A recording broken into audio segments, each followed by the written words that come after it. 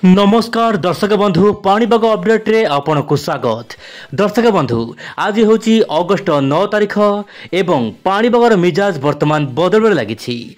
आसुची लघुचाप राज्यर विभिन्न अंचल बड़ वर्षा मरुड़ी थिबा जिला मानकरे बढ़ी जीव वर्षा जहाँपाई कि चाषी भाई मान मन में सामान्य खुशी आसीपे। तेज दर्शक बंधु कौ कौ जिले वर्षा हेब आसतु आज अपडेट रे जानिबा। वर्तमान स्थिति रे राज्यर विभिन्न अंचल में पाग पुणी थे शुखिला हो पड़ी। गत 24 घंटा मध्य पुरी जगतसिंहपुर कटक सबुठी मध्यम प्रबल वर्षा देखा मिली। किंतु वर्तमान पाणीपाग विभाग सूचना मिलवा अनुसार आगामी 24 घंटा मध्य राज्यर केतक अंचल में मध्यम प्रबल वर्षा हेब से येलो अलर्ट जारी करिछि आंचलिक पाणीपाग विभाग। आप देखु मालकानगिरी कोरापुट नवरंगपुर नुआपड़ा बलांगीर कलाहांडी सहित रायगड़ा गंजाम गजपति सहित खोर्धा नयागढ़ पुरी जगतसिंहपुर एमती जो रोचे आपंकर भद्रक बालेश्वर जाजपुर सहित जो रोचे आपंकर केउंझर सुंदरगढ़ यही सब जिलार स्थान स्थान 30 ରୁ 40 किलोमीटर बेगर पवन बहिबा सांगू हल्का मध्यम धरण वर्षा देखा मिल पारे। वर्तमान स्थिति धीरे धीरे पागरे परिवर्तन आसूची। मु पूर्व भिडियो मान दर्शक आपको जमी कही आप 9, 10, 11 यही 3 दिन राज्यर विभिन्न अंचल सामान्य वर्षार परिमाण कमिब खरार मात्रा सामान्य बढ़ वर्तमान देखा मिलूँ।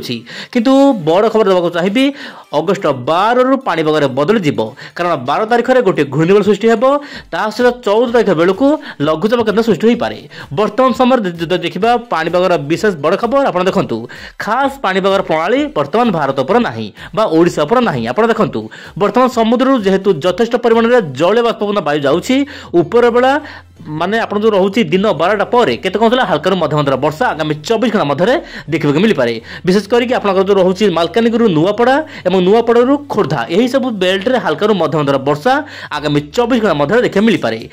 तेबे उत्तर प्रदेश पाखे पुणी एक घूर्णिबल सृष्टि होती मोबाइल देखो यार प्रभाव में उत्तर भारतर केतक अंचल में प्रबल वर्षा रही पारे।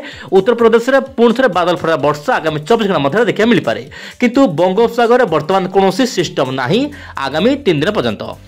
वर्तमान देखा जेपीएस मॉडल कौन रही बड़ अपडेट। दर्शक बंधु वर्तमान परिस्थिति रे जेपीएस मॉडल लगातार भाव में इंडिकेशन दौछि कि आगामी दिन में लघुचाप आसिबो। आपण देखंतु मॉडल आकलन रहुछि उत्तर पश्चिम बंगोपसागर तसलग्न जो रहुछि दक्षिण ओडिशा उपकूल रे गोटे घूर्णिबल सृष्टि होई पारे 12 अगस्त रे। दर्शक बंधु आपण देखंतु 12 अगस्त रे गोटे घूर्णिबल सृष्टि हेबो तापरे 14 तारिख मध्य यह लघुचाप परिणत हो पारे और यार प्रभाव में दक्षिण ओडिशा प्रबल प्रबल वर्षा हेब सहित पश्चिम ओडिशा में केतक अंचल वर्षा देखा मिल पारे। यापर दर्शक बंधु 19 अगस्त रे दर्शक बंधु नोट करंतु 19 अगस्त रे पुणी एक घूर्णिबल सृष्टि हो पारे। माने आपण जो रोचे उत्तर ओडिशा उपकूल रे पुणी एक घूर्णिबल रहिबो एवं घूर्णिबल शक्तिशाली माने लघुचाप रूप नहीं डिप्रेशन किंबा डीप डिप्रेशन मध्य जाई पारे बोली किछि मॉडल माने आकलन करछन्ती। खास करके जेपीएस मॉडल देखिबार कथा पाणीपागर एही अपडेट केते सत होउछि। दर्शक बंधु गोटे पटे जेपीएस मॉडल आकलन करुछि कि बंगोपसागर गोटे पर गोटे लघुचाप हेबो।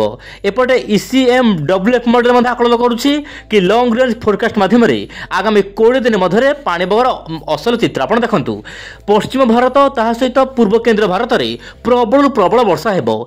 ओडिशा पश्चिमबंग छत्तीसगढ़ एमती कि जो मध्य प्रदेश रोचे प्रबल प्रबल वर्षा रही पारे। किंतु एक्सट्रीम रेनफॉल आप 20 दिन मध्य खास करके गुजरात उपकूल गुजरात सहित महाराष्ट्र केतक अंचल में प्रबल वर्षा देखा मिल पारे।